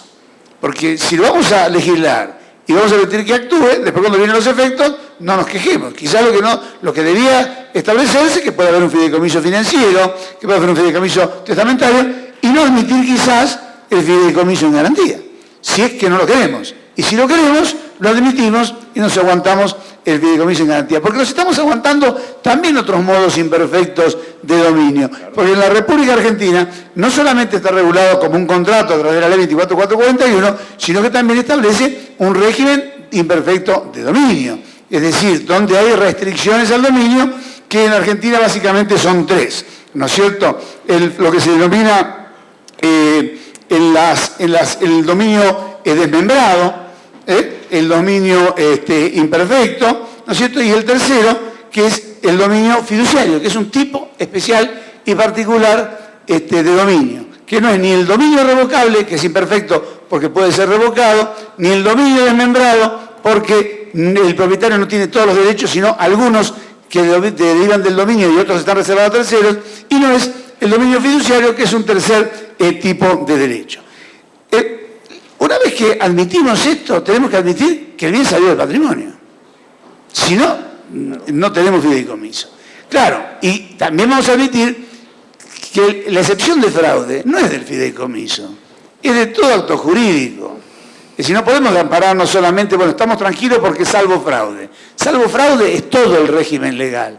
Donde está el fraude hay un vicio que anula el acto. El tema es qué vamos a hacer con el fideicomiso. El fideicomiso en garantía hay una gran discusión sobre su validez o no validez, porque aparte la ley 24441 no lo legisla específicamente, como sí lo hace con el aspecto general del fideicomiso, no excluyendo la garantía, y como lo hace respecto del fideicomiso financiero, que lo legisla específicamente.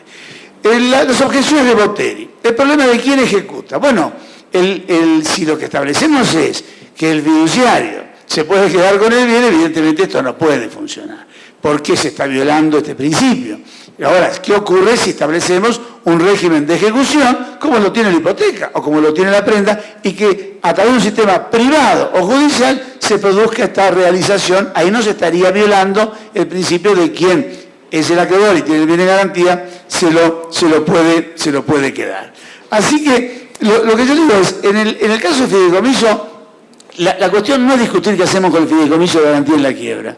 El tema es qué hacemos con el fideicomiso en garantía. Porque si nosotros admitimos el fideicomiso en garantía, ¿no es cierto? Bueno, después en la quiebra nos vamos a tener que aguantar esto, como si fuera una garantía más. Y si no, no admitamos el fideicomiso en garantía y admitamos los otros tipos. Esto es delicado en el caso de los concursos, ¿por qué? Y ahí voy a las últimas dos ponencias. Porque nosotros, ¿por qué es tan delicado el tema de las garantías en los concursos y en las quiebras? Es delicado el tema porque la experiencia indica, según los estudios realizados por el Banco Mundial, en los países latinoamericanos al menos, y en muchos países centrales también europeos, donde al final de las quiebras en la liquidación, los acreedores quiebratarios cobran algo muy parecido a cero. Nadie se preocuparía por el tema de las garantías si al final de los procesos liquidatorios los acreedores quirografarios pudieran cobrar algo. Pero como cobran lo más parecido a cero, y todo se va entre privilegios y créditos prededucibles y gastos de conservación y de justicia, el ojo está en las garantías, porque finalmente el acreedor común, que es el verdadero acreedor, que es el no informado, que no tuvo protección, el que sufrió ese acreedor involuntario, o voluntario en un giro donde no tiene capacidad para protegerse. El banco puede pedir el fideicomiso en garantía, puede pedir hipoteca, puede pedir la prenda, el trabajador no lo puede hacer, el asalariado no lo puede hacer, el que iba caminando por la calle no lo puede hacer, el contaminado por los residuos tóxicos no lo puede hacer, el que no tuvo la garantía del producto y no se lo reemplazaron no lo pudo hacer. Entonces, hay que volver a mirar las garantías, porque estamos trabajando con el tema de privilegios, cada vez creamos más privilegios, cada vez tratamos de sistematizar un sistema que al final determina que el acreedor cobra cero o algo parecido a cero. El fideicomiso es una ficción y todavía nos queda una segunda discusión.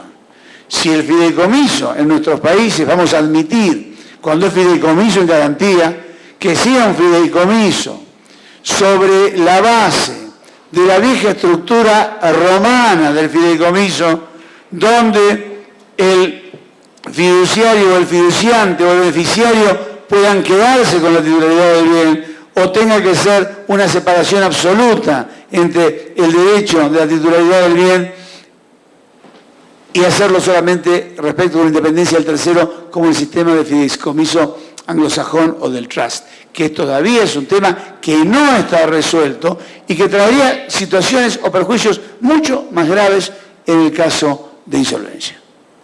Muy bien. Pasamos a las réplicas, que también les ruego aquí a los señores expositores que sean bien concretos por la hora. Bien. Don Álvaro Hernández. Bueno, muy concreto, porque tenemos acá que cumplir también con el programa. En relación a, la familia Vargas, porque no recuerdo bien los nombres de todos, don Alberto creo que es, en el tema de que me consultaba de la situación del fraude, que quise yo decir. Bueno, yo lógicamente lo que quise decir es que lo del 658 no se agota en otras formas de fraude, desde luego que hay posibilidad de acudir a otras formas de fraude. Lo del 658 es un fraude ipso iuri, un fraude aritmético, o sea, hay más deudas, para entenderlo bien claramente, que bienes, que activos, y en ese sentido la ley dice que eso es fraude ipso iuri. Pero es ese fraude ipso iuri específico cuando únicamente hay dos en el contrato. Y el contrato siempre son tres, por lo normal.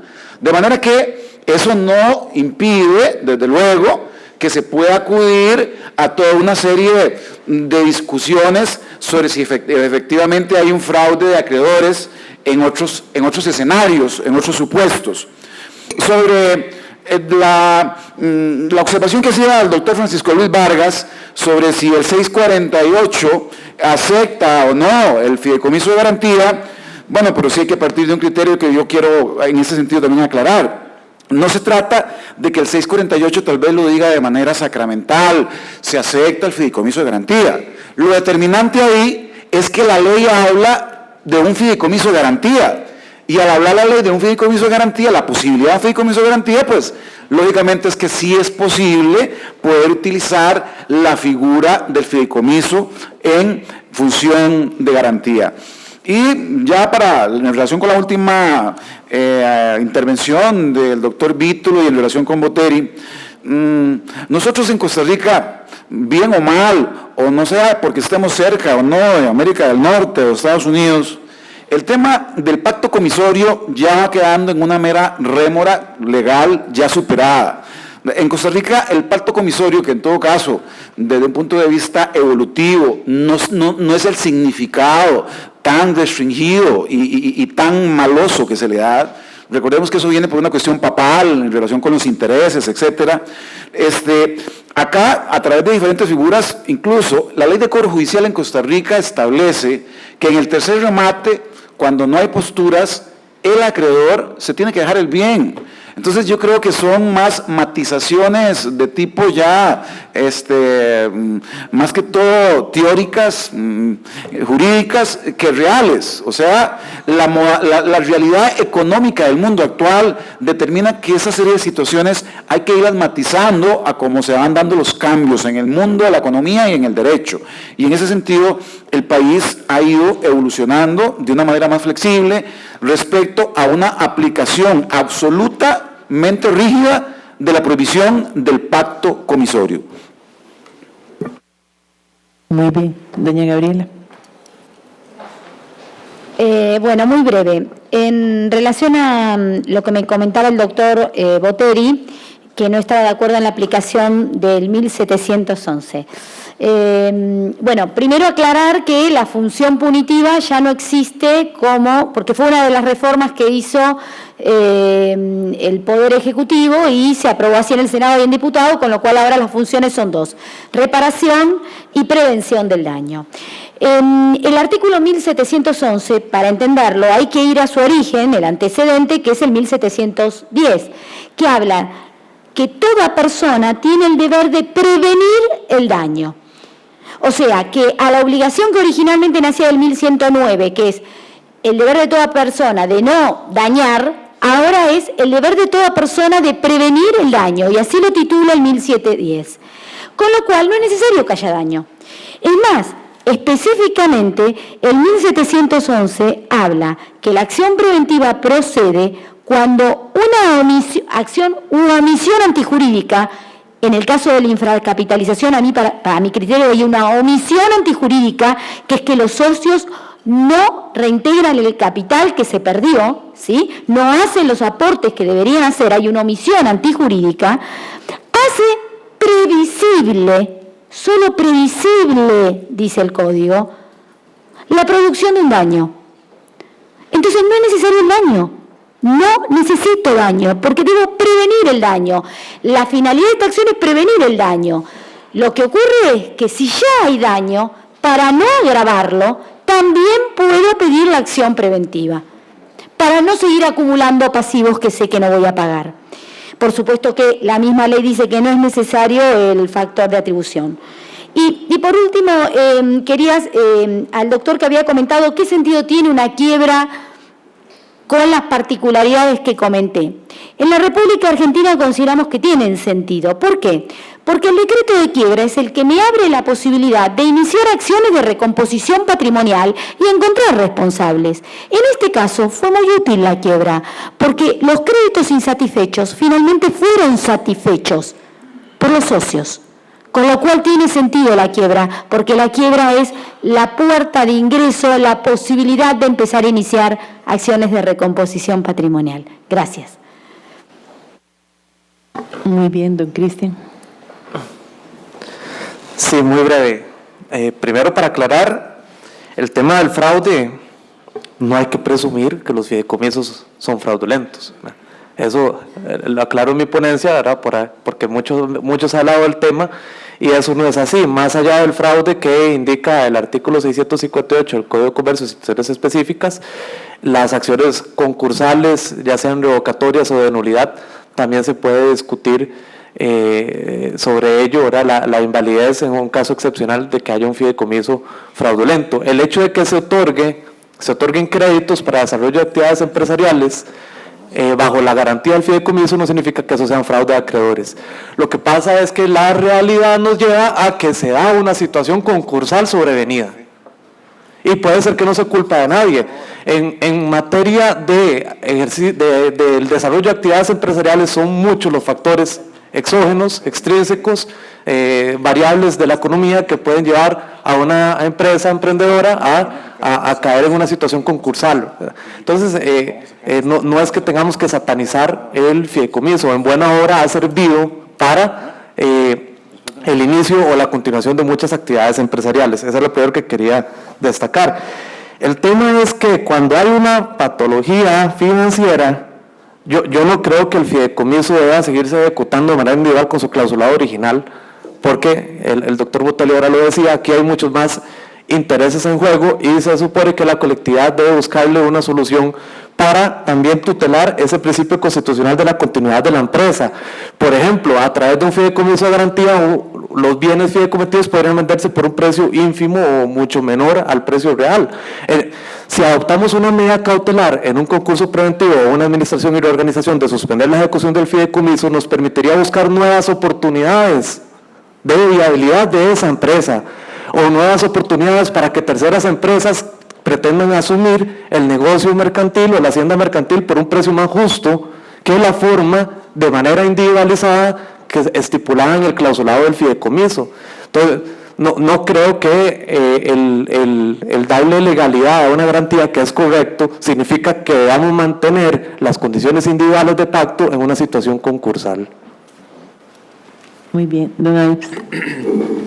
Sí, bueno, dos cosas muy puntuales. Ayer hablaba con el profesor Buceto y él me decía que tenía una ponencia que yo no he leído en la que compara el fideicomiso de garantía con un zorro en un gallinero. Y esto se acentúa en Costa Rica con la creación de los juzgados especializados de cobro que reducen la posibilidad de defensa a 3 o 4 excepciones. Y entonces lo que quisiera decir puntualizar es que el fiduciario no es juez. Entonces, si bien es cierto, él tiene la obligación de ejecutar, ¿qué pasa si el deudor quiere defenderse? Decir que ya pagó o que prescribió o lo que pasa. Él no puede dirimir ninguno de esos conflictos, entonces necesariamente tendrá que ser el juez. Lo que pasa es que aquí el fiduciario, como es de la confianza del acreedor, se limita a ejecutar. No le importa lo que alegue el deudor. Entonces eso es sumamente grave porque es una obligación suya como buen hombre de negocios, en caso de duda, abstenerse y que sean los juzgados los que resuelvan ese conflicto. Y por otro lado, en cuanto a lo del fideicomiso de garantía, esa reforma que introduce ese párrafito ahí para hablar de la garantía, no deroga todo lo demás. Y si usted lee toda la normativa del fideicomiso en nuestro país, habla por todo lado de la administración que tiene que hacer el fiduciario de los bienes, que tiene que invertirlos de una forma segura y que tiene que diversificar las inversiones y que tiene que... Entonces, no importa si es de garantía, se supone nuestra normativa, todo el resto de la normativa supone que hay administración por parte del fiduciario, y si es simplemente de garantía, no existe administración. Entonces, ahí yo concuerdo con Peralta, Mariscal Peralta, que incluso podría calificarse de ilícito el fideicomiso.